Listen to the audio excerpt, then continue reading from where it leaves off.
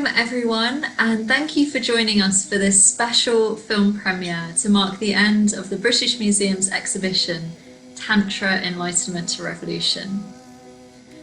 We're very proud to have collaborated with the Centre for Bhutan Studies on this project. The film has been made by Dasho Karma Ura, the president of the centre, who is also an acclaimed artist. The film charts the creation of a Buddhist sand mandala commissioned by the museum in response to the exhibition, made almost 5,000 miles away in Thimphu in Bhutan. At its centre is the Tantric goddess Vajrayogini, the queen of enlightened wisdom. The mandala was intricately constructed by nuns and monks from across Bhutan before being ritually destroyed as an expression of the impermanence of all phenomena. A large-scale painting on fabric of Vajrayogini was also created by Dasho Karma Ura during this time, which will eventually be available to view at the museum. We hope you'll enjoy the film.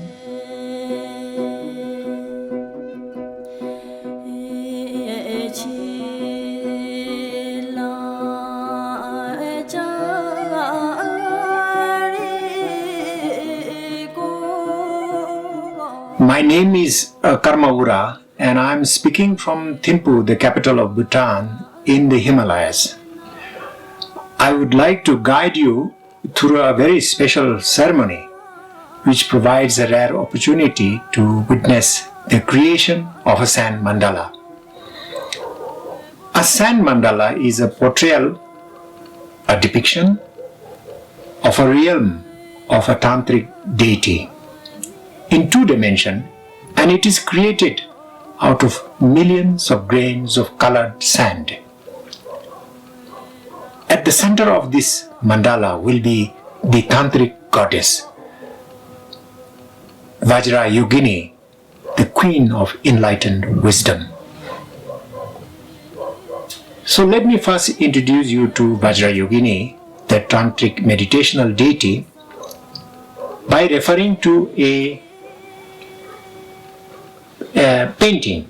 Now this is a painting by me in progress, right behind me. This painting was commissioned by the British Museum, and I started painting it exactly at the same time as the creation of the sand mandala by the monks and lamas of the central monastic body and nuns of the Bhutan Nuns Foundation. If you look at the face of the Vajrayogini, it is a mixture of peacefulness and wrathfulness or fierceness. And this is to suggest that she is in a highly awakened state. She is shown in a dancing position because dance symbolizes openness and freedom. What is the purpose of creating sand mandalas or painting Vajrayogini? They are all to facilitate meditation, during which they visualize the tantric deity. Now that I have introduced you to this powerful goddess, and let us witness the creation of the sand mandala dedicated to her. And this has been achieved by the participation of the lamas and monks of the central monastic body of Bhutan, as well as nuns and yoginis of the Nun Foundation of Bhutan. But before the creation of the sand mandala, the ground, the platform on which the mandala has to be created has to be purified by smoke incense offering ceremony and by offering bathing rituals.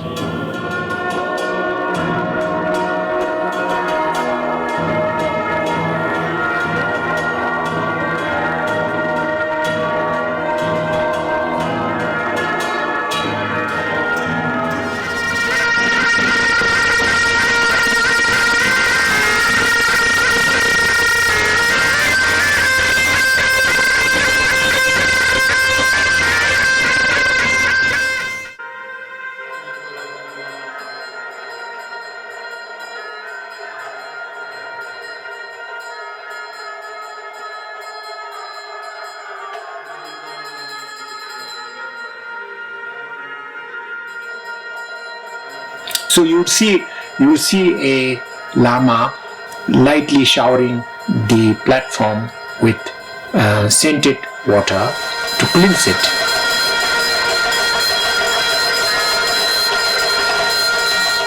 Now, for any spiritual practice to be sustained, there needs to be other things, including sacred spaces.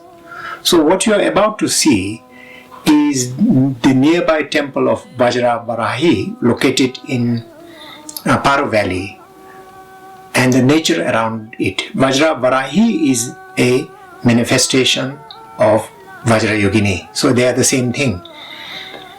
Now this holy site of Vajrayogini in Paro is regarded by the Bhutanese as a very natural mandala of the deity. Now, before the sand mandala is created, we have to establish or lay out the measurement of the mandala. The size of the mandala, in accordance with the wooden platform we created, is 8 feet in diameter. After drawing a circle on the platform, the circle is divided into 8 equal parts. Next, we see the creation of the mandala, and for this purpose we prepared 24 different color pigments.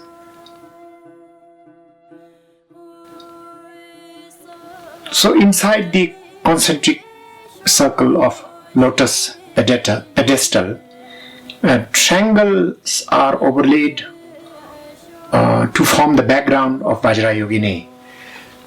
Now each point of a triangle has a symbolic meaning to suggest that every phenomena has a beginning, a middle and an end. Once again to suggest impermanence. But the triangle as a whole is to be understood as the symbol of the source of all phenomena.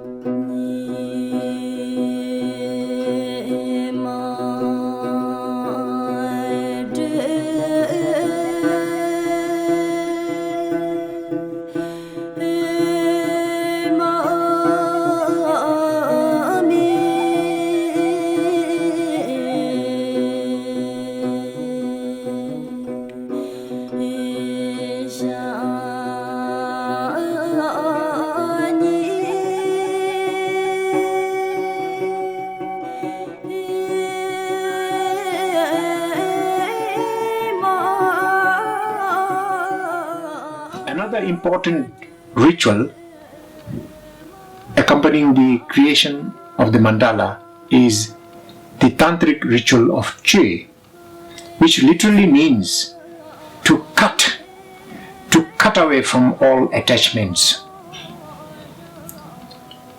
The Chöd ritual is the single most popular practice amongst women in this country. There are Chöd associations throughout the country and they gather together to perform it regularly. is also intimately related to the invocation of Vajrayogini as manifested in a wrathful black dakini, Tremanakmo. And the Chöd ritual came down from a tantric dakini, tantric master who was known as Machik Labdin, and her image is here on this thangka, Machik Labdin. She lived in Bhutan and Tibet in the 11th century. What is the meaning of this Chöd ritual? In essence, as part of the ritual, practitioners visualize offering of their own bodies as offering to higher beings, but also as offering to realms, lower realm spirits to devour their bodies. And the Chöd performance is accompanied by overwhelmingly melodic chants, along with the sound of ritual instruments like thigh-bone trumpets, hand bell, and hand drum.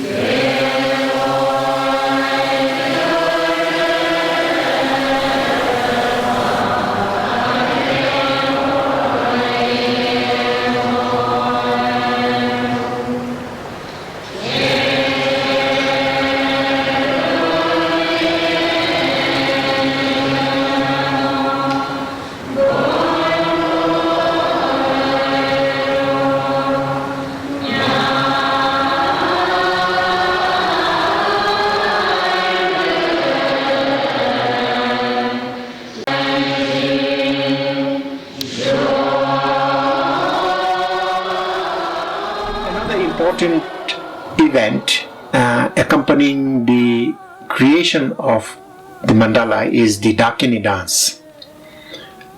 It is a dance of the 5 Syringma sisters who later became the 5 sister goddesses of longevity. The 5 Syringma sisters encountered Milarepa, the great enlightened poet who lived between 11th and 12th centuries in Nepal and Tibet. From being powerful females, these 5 sisters became enlightened Dakinis as a result of following of the teachings of Milarepa. Here you see 5 ladies performing the dance of the 5 Syringma sisters in honor of the mandala to Vajrayogini.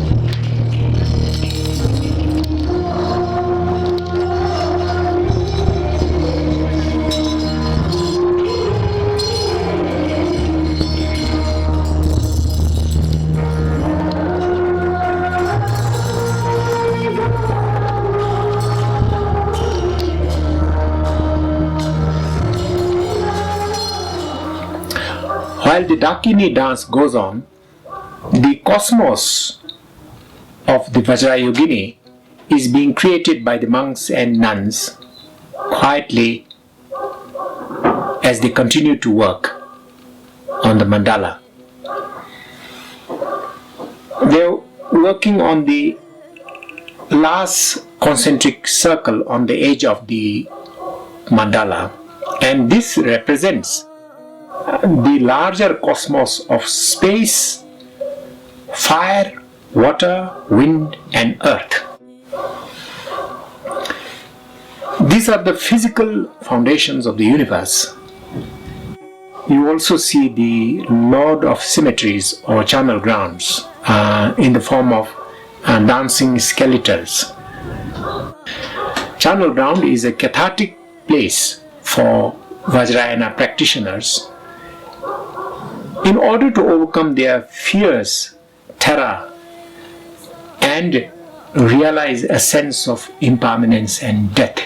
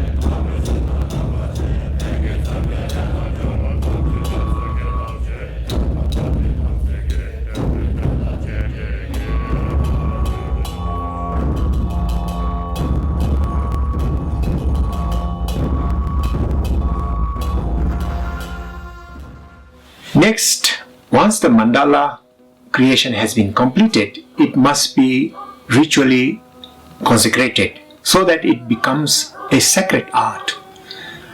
The most important part of the consecration ritual is to perform the sadhana to the Vajrayogini deity so that its practitioners can enter into the mandala of the Vajrayogini.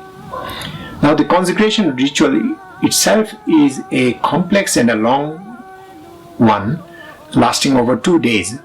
But if I may sum it up within a few sentences, the mandala has to become a receptacle of the wisdom mind of the Vajrayogini. The whole sanctified mandala then is transformed by the entry of the wisdom mind, which is invited to descend into the mandala, and the presence of the wisdom mind of the Vajrayogini makes the mandala capable of imparting blessing and auspiciousness to the practitioners.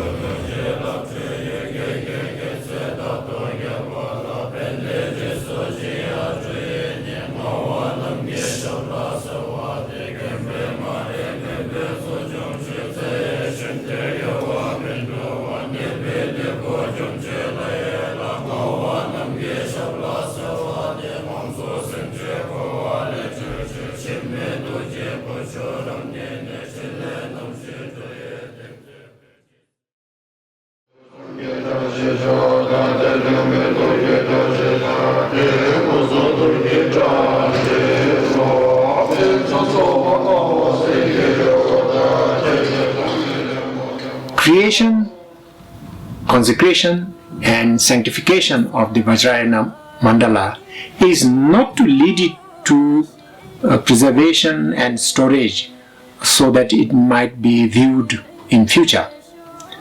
Paradoxically, after the consecration of the mandala, it has to be destroyed and dismantled, which is a very dramatic and important moment in the ceremony. While the mandala is erased, so to speak, physically, and the erasure process begins from the edge of the mandala towards the center. So first the mandala is wiped or erased from 4 cardinal directions and then from 4 intercardinal directions. And all the elements, one by one, of the mandala is visualized and dissolving into the Vajrayogini herself. And finally the Vajrayogini herself dissolves and disappears into unfathomable space because she is not born and because she doesn't dwell anywhere.